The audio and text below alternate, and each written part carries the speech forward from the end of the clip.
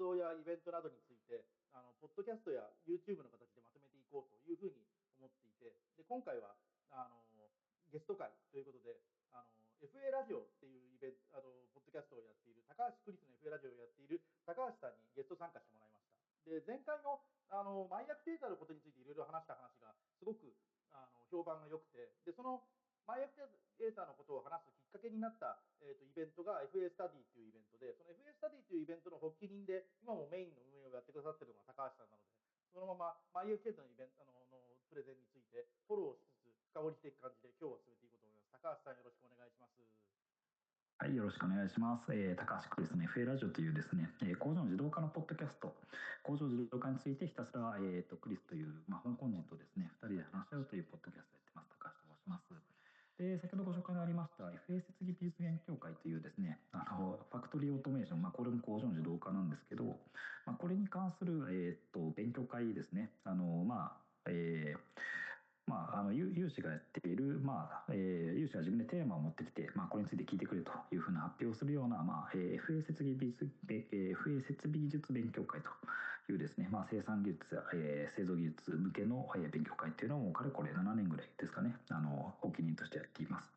で、高須さんの方もですね、第何回かな、多分8回か9回ぐらいからですかね、ゲストとして、ゲストというか招待講演として中国の様子を、講演していただいたりだとか、で前回もですね、今日の話でもありますマイクチェーターの話を、していただけたりだとか、非常に興味深い話いっぱいしてもらっていて、で今日はですね、そこに少しでもお役立ちできればということで張り切ってまいりました。よろしくお願いします。よろしくお願いします。よろしくお願いします。FA スタディは本当にお世話になってます。僕はそもそももともとが、前の仕事がチームラボだったし、その前は、車買取のガリバーっていう会社でウェブ関係の、事業開発とかをしていたので、基本的にソフトの人で、いわゆる生産そのものについてはほとんど触れたことがなかったんですよね。でそれで、なんていうか、でも生産、産業の山としてはすごく大きいんだけど、その業界の外側の人がどこからどうやって学んでいけばいいのかもよく分かんないみたいな状態の時に、すごい優秀なトヨタのエンジニアである、小林さんが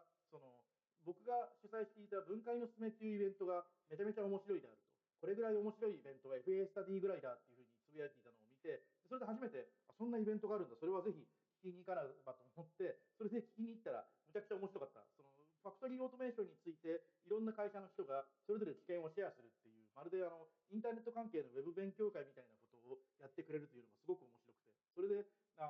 以降なるべく参加させていただいたり、あとできれば僕もシェアをしたいので、それで中国の僕の取引先の、会社のやってることがそもそも FA の専門家から見てどういうところなんだみたいなのを見てもらって、で、僕もより賢くなるみたいな、そういう活動をやっています。なんか面白がったことをいろんな人で見に行くことによってよりよくわかるみたいなのは多分僕のいろんな活動に、共通してる気がしてて、それこそロボットコンテストも基本的に僕自分よりロボットに詳しい人と一緒になってロボットコンテストを見に行くとか、スタ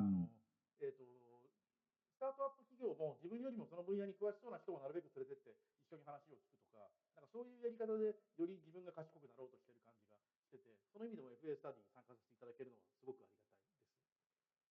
いや、こちらこそありがとうございます。いや、本当に、なんていうんですかね、やっぱ高須さん来ていただいて、本当になんか、勉強会に張りが出たというか、やっぱり違う、勉強会だからやっぱり新しいものをやっぱ求めているのはみんなあると思うんですけど、そこにやっぱり近い分野だとか、少し遠い分野だとか、そういうのはやっぱりいろんなことが入ってくるっていうのはとても重要で、で、高須さんにとって、我々 FA 設備技術勉強会の、発表者っていうのは、すごく少し近いようで遠かった存在で面白がってもらえたんだろうなと思いますし、で逆に提供してもらったものはやっぱり我々の我々というか参加してくれる方ですねの評判っていうのもすごくいいですし、だからやっぱ先ほど言ったいろんなものは自分たちでシェアをするっていうところで、高さんと勉強会は、すごくウィンウィンな関係をちょっと築けてきたかなっていうふうに個人的には、思ってます。ありがとうございます。で、今回の中身で言うと、前回参加しても、ちょっと話をしてもらったマイアクテーターの会の話が、やっぱりいろいろ良くて、で、あれはその時の勉強会中のツイートだったりとか、QA だったりとかで考えることもいっぱいあって、なので、マイアクテーターのプレゼンの内容や、マイアクテーターという会社そのものについて、高橋さんが見てどう思ったのかとか、そういういう話を今日、うんお聞きできればなというふうに思ってます。はい、ぜひよろしくお願いします。よろしくお願いします。よろしくお願いします。でも自分の方で思っていた、ここが結構大きいポイントだなと思ったのは、あれなんですよね。そのマイアクチュエーター、マイアクチュエーターの製品も面白いんだけど、製品とか技術と同じぐらい、マイアクチュエーターで会社を作ったっていうことでもあったんだろうなというふうに思っていて、なんていうか、他の会社のモーターを作りました会社と、チームの作り方がそもそも違うじゃないですか。さまざまな専門家、AI の専門家とかも中に入ってて、ロボットの専門家も中に入ってて、でもちろんそのブラシレスの専門家とか制御の専門家とかもいて、でかつ売上を見てみると、別にあんまりそんなにたくさん売れてるわけではない。少なくとも日本の産業機系であそこより売上少ない会社探す方が珍しいぐらい、まだそんなに数は出てない。なんだけど、そういう産業用機械ではあんまり売れてないんだけど、人型とか犬型みたいな、高度な操作作用を必要とするような、共同ロボット系の激しいやつみたいなところだとすごい使いやすくなっている。そういう新しいチームを作ってて、で、新しい、分野で商売をしてるっていうのが、自分的にはすごくびっくりしたポイントではあります。いや僕もやっぱそうだと思ってて、やっぱ高須さんからその、ね、発表を受けた時になんていうんですかね、あるまとまりでこれだけなんていうんですかね、これだけだったら中国にたくさんいる、これだけだったら中国にたくさんいる、これだけだったら日本にもたくさんいるっていう中で、これ全部できる人とかこれ全部統合できる人でこれを保証できる人ってなかなかいないよねみたいな話があったと思うんですけど、それは確かにそうだなと。でなんかそこで僕プラスで思ったのはなんていうんですかね、きちんと欲しいものを作ってるんだろうなっていうのは思いましたね。それはやっぱりやっぱ単体で欲しいものってそれはもう性能とかスペックだと思うんですけど、これをなんかいくつか組み合わせて作っていくと、それがなんていうんですかね、お客さんの欲しいものっていうところに着地をするような気がしていて、当然スペックとかで欲しいものもあるんですけど、アプリケーションとして欲しいとか設計プロセスの中でちょうどハマるものが欲しいだとか、こういうものをなんか作れてるっていうのがなんかマイクチュエーターっていう会社なんだなっていう。でこれがなんていうんですかね、欲しいものっていう製品だけじゃなくて、当然ながら欲しいものを選ぶ時に無限に高くてもいいかってそんなことはなくて、いわゆる手頃な値段、お客様が払える値段の中で、最適に使い勝手のいいというかちょうどよく欲しいものっていうものを作れてるのかな。でそれがなんか最後に出てきたこういう専門家がいてとかで、ロボットの専門家がいてユーザーの専門家がいてみたいな。で実際専門家なのかユーザー目線があるのかっていろんな観点はあると思うんですけど、なんかそこをうまくミックスすることによってなんかきちんとある分野で一定量の欲しいものを持ったところに対してなんかQDD モーターっていう、しっかりとなんですかね、伸びのある、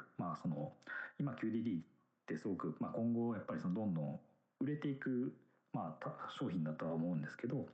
でやっぱそういうなんていうんですかね、将来性のあるかつ今ちょうどいいものをやっぱ提供できてるっていうなんていうんですかね、いわゆる部品屋っていうところから一歩飛び出たいい会社だなっていうのを、この間の発表の中で僕はすごい思いました。まず僕の感想としてですけど。いや、全くその通りだなと思います。なかなかなんかそうなんですよね。一言でこれがすごいからすごいで片付けてはいけないタイプの会社ですよね。そうですね。で真似しようと思っても真似できないところですよね、やっぱそういうところっていうのは。最近の中国から出てくるうまくいく会社、そういう会社が多いんですよね。なんかかゆいところに手が届くというか、かといってこれ自分が作るかっていうと作れないなみたいな。そうですよね。やっぱなんというか変数がなんか先のハードのスペックの話をすると、やっぱ結構変数が少ないような気がしていて、例えば値段と性能スペックぐらいの2変数をどれだけバランス取って削りますかみたいな話って結構もうレッドオーシャンな気がするんですよ。中国だとしても日本だとしても。でもこれが変数が10個20個30個っていうところになっていくと、それをやっぱうまくバランスをとってなんかうまくなんですか、多目的か最適化みたいなところを人間が頑張ってやっていくみたいな知見を持ってみたいな、なんかそういうところになんていうんですかね、売れてる会社って強みがあるんじゃないかなっていうのはなんかいろんな、日本のね売れていくベンチャーとかも含めてですけど、なんかそれすごく思うところではやっぱありますね。まさしくそう思います。なんか見てて勉強になることもとても多いと思ってます。その QDD モーターそのものは、それこそ、この間の我々がコミットしているスクランブルっていうロボット競技の中でも、その近畿ナイツっていう関西のチームがゼロから、QDD モードに一応作ってて、でどうやって作ったかって聞いたら、インストラクタブルズにある一応なんか作り方がそのまま書いてありますと。でそこにあるように、3D プリンターで筐体を作って、でここでリンクされているアリエクスプレスのところから磁石とかを変えますみたいなことを言われて、とはいえ巻き線も全部自分で手で巻いてるから、そのここ見れば誰でも作れるわけではないと思うんだけど、ただモーターを作ることそのもの自体がとんでもなく難しいわけでは多分ないと思うんですよね。少なくとも多分ハーモニックドライブを作るよりはこれ DIY する方が実現可能性は高いと思うんですよ。そうですね。それはそうだと思います。専用の機械いらないですからね。でその中でじゃあだからといってちゃんとその売り物になるものを作るかどうかみたいなのの間にはすごく差があるし、あとこうやってすぐできた、だから出来上がってから日付が浅いし、かつ、なんとかどういうふうにどう使うかもそんなにパキッと決まりきってるわけではないものがちゃんと工業生産されているというのはすごく面白いポイントだなと思いました。まあそれは確かに。でもやっぱりそのなんていうの、高須さんがその確かその発表の時も言っていたような気がするんですけど、製造工程まで含めているっていうところがなんかそれの何ですかね、根源なんかなっていうのはやっぱとても思ったところですね。やっぱその設計はやっぱとても大事なんですけど、設計以上にやっぱ製造ってとても大事だと思ってて。僕前職がトヨタ自動車っていう会社なんですけど、でその時にその昔ヨーロッパに出向してたことがあって、でその時にその現地の副社長の日本人の人とご飯を食べる機会があって、でその時にやっぱ言われたのがそのいいか高橋と、車の生産っていうのは生産技術が決めてるんだと、でそれなんでかっていうと開発とか研究開発っていうところに関してはその例えば燃費で言えばこのアイテムを釣れば燃費が何パーセント下がるっていうアイテムもすでにいろいろ開発されていて、ただそれを市販の車に乗せられるっていうのはお客様が入る限界の値段のところに対してどれだけ物を詰めるかっていう話だから、今その製品の性能をどれだけで引き出せるかっていうのはその生産技術がボトルネックになっていると、こういう話はやっぱ言われたことがあるんですよね。でこれはなんかそのまま製品と生産技術の話にやっぱ直結するような感じが僕はしてて、でこのマイクチェーターだとか、この辺の話も含めてなんかそういう話なんだろうなって。なのでやっぱその設計開発から製造まで近いっていうことと、なんかそこをなんというかその社長やその、幹部も含めてうまく取りまとめてるっていうところがそのなんかすごいいいなと、思います。ちょっと違う話かもしれないですけど、はい。すごい大事なポイントのような気がしていて、その僕の翻訳した「ハードウェアハッカー」っていう本でも、その製造っていうのはその決して要件定義の下位にあるわけではより位が低いわけではなくて、ハードウェアを売ってお金儲けようとしてるんだから、どう製造するかっていうのは何を作るかと同じぐらい大事なんだけど、もっと言うと何を作るかに製造がちゃんと組み込まれてないと大概ろくなものにならないみたいなことが書いてあるというのがあって、でそれは結構なんか長いこと僕の言葉の中に残っている言葉で、で深センや中国でハードウェアのスタートアップ見ていくと、大体の会社が頑張って自分たちでライン作ってるんですよね。その深センこんなにいくらでも EMS あるし、その製造やってくれる会社もいくらでもあるんだけど、あんまりそのハードウェア売ってお金儲けようとしている会社は社員が10人ぐらいになるといきなり製造ラインを自分の会社の中に作り始めるんですよ。でそれはやっぱりどこの会社に聞いてみても、いやどう作るかはコアコンピダンスだからみたいなことを言ってくるので、その意味でマイアクチュエーターはすごくそのマイアクチュエーターの製品を作るのに最適化されているマイアクチュエーターなりの製造の仕方みたいなことをやってるんだろうなとは思いました。そうですよね。なんかやっぱり一時期ファブレスってめっちゃ流行ったじゃないですか、言葉として。今でもでもやっぱファブレスの会社ね、その話をすると大体ファブレスって言われます。そうですね。でもファブレスの会社ってなんかそんなにいっぱいなんか言葉の割にはやっぱり存在しなくて、やっぱりそのファブレスをやるっていうのはすごく技術がいることで、ファブレスをやるっていうことは多分フルリモートの社員全員フルリモートにするぐらい多分難しいと思う。そうから GitLab とかやっぱすごく強固な風土とか強固なルールでフルリモートを実現してますけど、やっぱなんか同じようなやっぱ信念とか技術力とかそのノウハウによってそのファブレスっていうのは成り立ってて、まあ、やっぱあれはあれで極めないと無理なんだなっていうのはなんか製造業でってめっちゃ思いますね、なんか僕は。うん。そうですね。僕、その昔シンガポールに住んでいた時に、うん。たまたまシンガポールに新しいダイソンの研究センターができる時に、他のメディアの通訳うん。として、うん。ジェームズ・ダイソンと話をする機会をいただいて、で、おお、すごい。その時に、そのジェそのおじいさんのサー・ジェームズ・ダイソンに、なんでまた新しく工場を作ったの最近ファブレスっうん。て言うじゃない、アップルとかファブレスじゃうん。ないみたいな相談をしたら、いやいや、そんなことはないぞと。アップルは全然ファブレスじゃなくて、そのポシステムから人は借りてるし、場所も借りてるけど、製造特許とか全部アップル側が持ってるし、製造機械もアップル側がうん。持ってて、どう生産ラインを作るかみたいなことは、多分アップルのエンジニアの方がたくさんコミッうん。トをしてると。で、そういううん。意味では、なんていうか、ハードウェアを売って儲けようとしてるんだから、ハードウェアをどう作るかについてうは、自分のん。会社の中でやんないと、他の会社との差別化が何もできなくなるだろうと。で、うん。Amazon Kindle みたいに、インターネット上のサービスがコアで、それにくっつくハードウェアは、まあ、普通にできてればいいよみたいなところだと、ファブレスはすごい価値があると。ダイソンもそういう製品作るならファブレスやるような気がすると。うん。なんだけど、今のダイソンは物を売って儲けてるわけだし、その物の良さっていうのは、中のすごい高速回転するモーターとか、まさにえっと、ハードウェアの良さで物を売ってるから、だからますますモーターこそは自分の工場で作るべきだし、モーター以外のところもコアだったらそこは自分の工場で作らないと、何やってる会社だか分かんなくなるだろうみたいなことを言っていて、で、なんかその後に深センに行った時に、多分ジェームズ・ダイソンと深センの人たちは見てる目線が多分全然違うはず、目線の高さは全然違うはずうん。なんだけど、結論が同じようなところに落ち着いてるのは結構面白いことなんだなと思いまし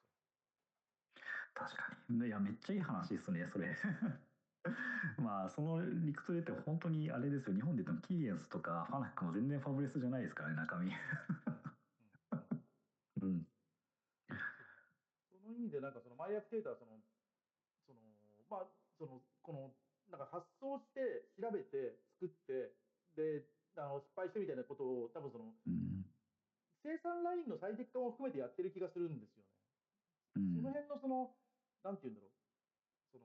ものを作るときにいろんなことを考えなきゃいけないんだけど、その使用検討みたいなところとか、マーケティングみたいなところと、生産の最適化みたいなところが、多分その限られた3人か4人ぐらいの人たちの頭の中で、なんか同じような目線で回ってるみたいなのは、見ていて、これは強そうだなと思うポイントではありました。うん。それはあれですか、やっぱ速度が速い的な意味でですか、それともなんかもうちょっと別の観点があったりするんですかね。なんか難しくなるなと思うポイントは、うん。その例えばものづくり白書はすごいいい本だと思うし、毎年あれがうん。出てることは日本の力の一つだと思うんですけど、ものづくりうん。白書っていうのは、この中で言うと、多分ね、作ってみると調べるしか入ってないんですよね。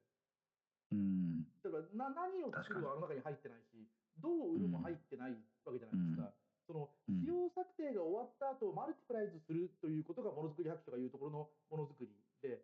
そもそも売れないものを作ってるみたいな問題に対しては、ものづくり白書何回読んでも解決しないわけじゃないですか。そうですね。そうでもなんか今で言うと、そもそも売れなそうなものを作ってる問題はそれなりに大きいことだと思われるので、あのまあ、だからそれを言い出すとものづくりよりことづくりみたいな話になってくるんだけど、でもそうなるとことを作る人がもののことが全然分かってないと現実化しない仕様とかが出てくるわけですよね。でうなんかん。ものとしてはいいかもしれないけどこれ50万円で買わないなみたいな、5万円なら買うけどなみたいな製品がこれはこれで出て気が来ちゃったりするわけじゃないですか。うん。で、その意味でマイアクテーターは値段もいいし、デュ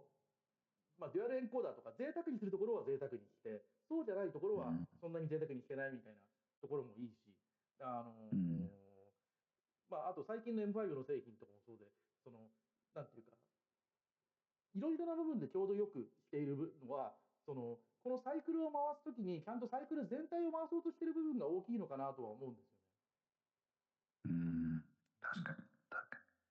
まあでもなんか先ほどそのなんか自分がこのいろんな変数があってそれを多変数をやっぱまとめていく力っていうのはやっぱなんかどうしても失敗しないと無理だなっていう、やっぱどうしてもやっぱいくつかの変数を上げたり下げたりしてやっぱ結果を見ないとどうにもやっぱそこの調整能力って身につかないと思うんで、やっぱりそういう意味でもやっぱこのサイクルをいっぱい回したりだとか、ここからその価値あるものを引っ張ってくるっていうのはやっぱ大事なんでしょうね。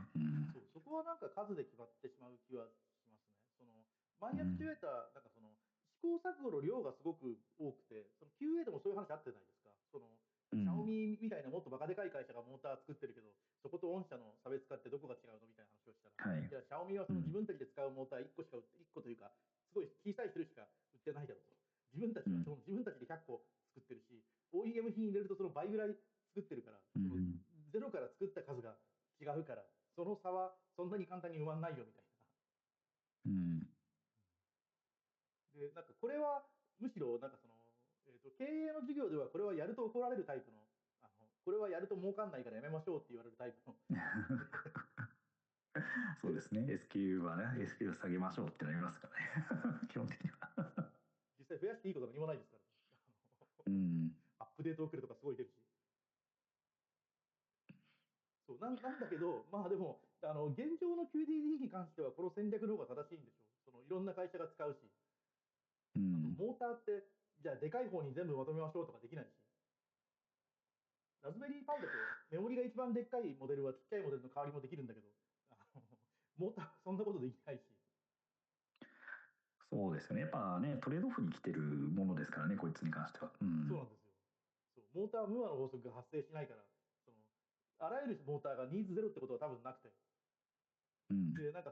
DD 作ってるから QDD 作れるみたいなこととか、その逆とかも多分ある気がしてて。しかも今、マイアクチュエーターはハーモニックドライブ入り作ってるらしいじゃないですか。ハーモニックドライブ入り、トルクセンサー入りみたいな。まあ、特許切れましたからね、ハーモニックは。作ってるので、でもそれも多分他のやつ作りながらお客さんから言われたから作ってるんだっていうところで、良いものが出てくる可能性はそれなりに高いと思うんですよ。まあでもなんか物が良くなっていくサイクルってそういうのがありますよね。やっぱなんかたくさん作ってでお客さんもたくさんいた中でやっぱそのニーズや要望っていうものでちょっとずつなんか、周りをやっていくでちょっとずつ大きくなっていくっていうのはなんか全然普通にある話じゃないですか。そう思います。まあ、だから量をやるっていうのはある種チケットみたいなところがあるんですよね、多分次に行くための。そう思います、そう思います。ロボットコンテストとかが、他のやり方よりも教育的にいいなと思われているのは、何より回数が多いし、締め切りが決まってるし、何度もやることなんじゃないかなと思うんですよね。そうですね。いや、それは思いますね。まあ、やっぱ締め切り決まっているのは、やっぱ、とても、なんていうか、重要なことだと思いますね。僕は、ずっとロボットコンテストやってましたけど、やっぱその後ね、働いて、なんていうんですかね、ロボットコンテストをやってた時よりも、やっぱ重要な仕事とかいっぱいやりましたけど、まあ、それでもやっぱ人生で一番締め切り厳しかったのは、やっぱロボットコンテストでしたね。だって、大会当日の次の日になったらもう何の意味もなくなっちゃうので、まあ、お仕事は基本的に1日ぐらいだったら遅れてもすいませんで実は済んだりしますし、まあなんか100%だったものがまあ 90% の利益になったりだとか、やっぱ結構シームレスに下がっていきますけど、やっぱりロボットコンテストはもう締め切りすぎたらもう崖のようにゼロになるんで、まあ、この厳しさとか、まあ、そういうものも含めてロボットコンテスト、ロボットコンテストまあこれは締め切り系のあれですよね、まあ、大学受験とかもそうだと思いますけど、一定のところで何かイベントがある系の話は、まあ、人生にとてもいい教訓を教えてくれたなっていうのは、個人的に思います。そうですよね。しかもなんかチームワークで一応全体を見渡しながらやることを決めなきゃいけないじゃないですか。そういう意味でなんか実践となんとかやることと考えることが並行してガーってしていくじゃないですか。あれはまあ良いことだなと思うんですよね。その分最適化は全然できないと思うんですけど、そういうところがなんかチャイナの会社のやり方に結構似てるところがあるのかなと思ったりはします。まあ確かにそれはそうかもしれませんね。まあまあ人数が少なかったり新しかったり、まあ、ベンチャーとかも基本的にはそうだと思いますけど、まあ、いかになんていうんですかね、まあ、マルチタスクにいろんなことを回しながらちょっと最適化を狙っていくと、まあ、当然ながらいいやり方なんですか打率の高いやり方ではないとは思うんですけど、だから死んでいく人たちはいっぱいいるんですけど、ただそこで培ったものっていうのは確かにその人たちに残ってるっていうのは僕はまあそれはそうだと思いますね。はい、だからみたいなのが、まあ、マーケティングが作ってるものは M5 に比べると幅は少ないんですけど、それでも多分会社ならではの、なんていうか、ハッカソン的なものの作り方みたいなのをやってるんだなというのが、この間のイベントからは伝わってきて、すごい面白かったですね。確かに確かに。でそれがなんていうんですかね、モーターでやってるっていうのがまたやっぱすごいですよね。すごい、すごい。ソフトウェアじゃないからみたいな。そう。いやそうですよ。やっぱそのモーターをね1個作るにしてもなんていうんですかね、やっぱ結構お金がかかったり時間がかかったりやっぱするんですよ。僕ももともとなんですか、一時期自動車用のモーターの試作とか関わってたことありますけど、やっぱ型を作るとかある金型を削るとかやっぱとんでもなく金のかかる作業とかがいっぱい発生しててものを作っていく中に対して、なんかそういうことを知ってる身としてはやっぱりものだとかその製品、モーターぐらいのサイズのものでそういうサイクルがやっぱガンガン回してる実情っていうのは、末恐ろしいなっていうのは思いますね。そうですね。そこ本当に、マイヤー系統もそうですし、ちょっと前に工場を見に行った T モーターも、基本的にやっぱそうですね、エンクロージャーとか全部削ってましたからね。うん。多品種少量をやりたいんだなというのがすごい伝わってきました。金属部品そは意れがある外とその、環境っていうのはね強いですよね。いや、機械は大体、両方ともお金がある会社だから、機械は大体ファナックで、しかもその新品を買って作ってるわけなんですけど、最初に機械買うだけでまあまあ大変だし、機械、ちゃんと使える人揃えるだけでもまあ大変じゃないですか。いやそうだと思います本当に。やっぱなんというかなんていうんですかね、分業が進むとなんかああいうなんていうか何でも作れる系の機械なんかどっかに飛んでっちゃうんですよね。そう思います。そう思います。うん。あれはだからマイアクチュエーターぐらいだと、下手すると、だから業界の中ではあれは量産と呼ばないですよっていう業界の方が大きいような気はうん。しないでもなく、売ってる、そうですね。そうだと思います。はい、多分おそらくプレゼン資料を見るに、製造ロット数百個でしょうし、マザーボードの類でやっと1000個とか、うそれ、ん。そう、射出税系だったらテストショットだけでいきますからね、それぐらいね。そう考えると、そのそうですね。だから一般的な例えば日本のサーボモーターのメーカーとかあると思うんですけど、やっぱり1ラインって言ったら月数万個以上がやっぱロットだと思ってて、それくらいじゃないとやっぱ量産のコストパフォーマンスが多分合わなくなってくると思うんで、やっぱ安中さんの考えは多分合ってると思います。一般のなんですか FA や量産 FA から見るとやっぱそう見えてるような気はしますけど、見えてることと実態は全然重要じゃないんで、うん。でも、QDD や DD だと、そもそもそんなに毎月1万個買うみたいな会社もまだないし、何のためにどうやって使うのがいいかみたいなことも今、世界全体で試行錯誤しているに近いんではないかなと思うので、その意味で、うん。本当になんだろう、生産ラインの作り方や会社としてのあり方そのものが、一応なんかうまい感じで最適化はできてる気がするんですよね。いや僕もそうだと思います。やっぱ価格もそうだし、品質やそもそ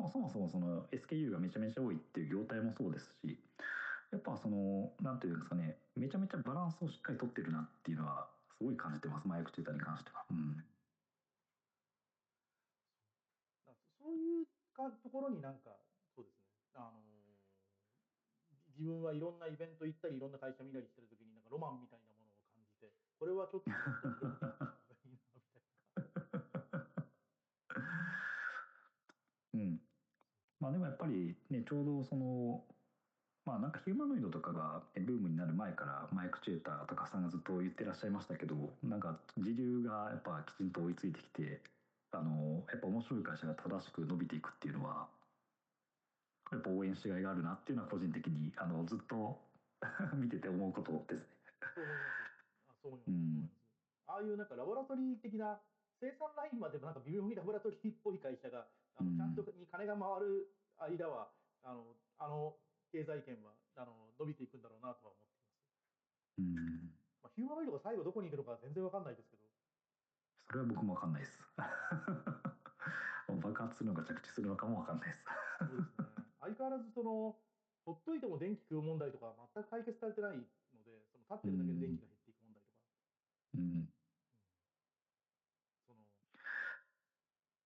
あとなんかもう多分いろんな人が5年ぐらいずっと言ってるドローンで物を運ぼう計画も基本全くうまくいってないので、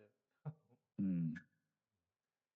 あれはそうですね。そう運ぶもんじゃないんだと思うんですよね。MVP 効率的なもので。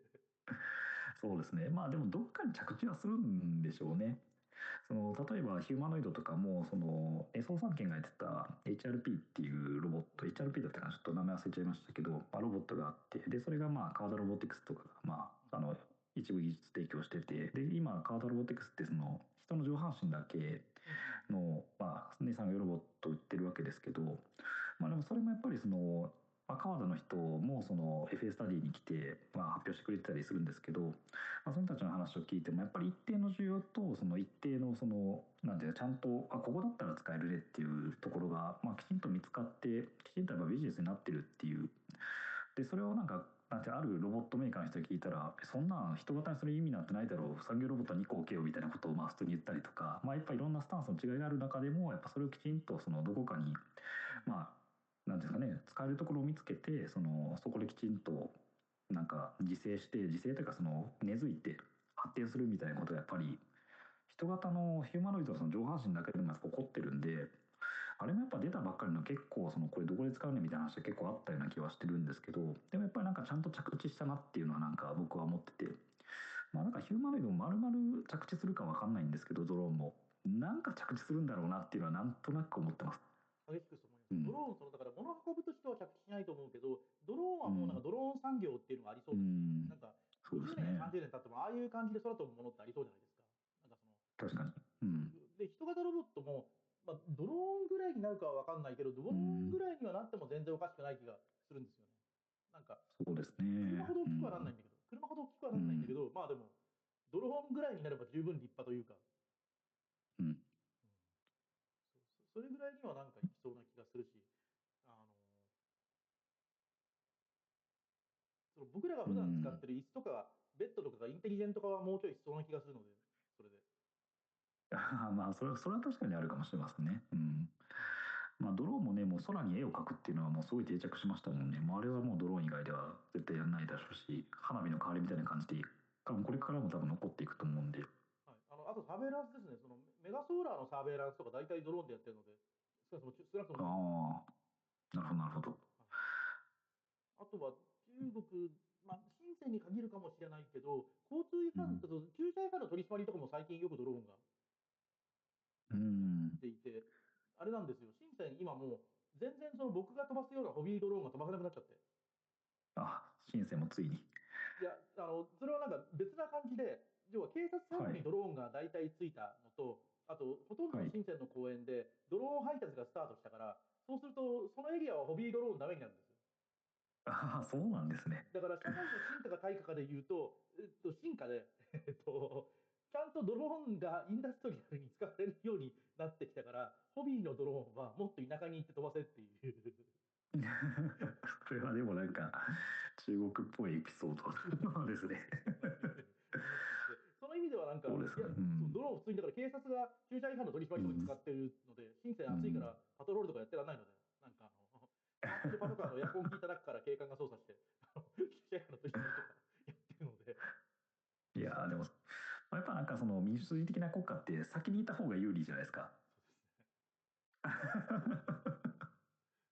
そうですね。そこ、国みたいな感じで、うん、用途を作るところと、そうん、れ以外をごちゃ混ぜにしながらわちゃわちゃするのは、R&D としては正しい気がするんですよね。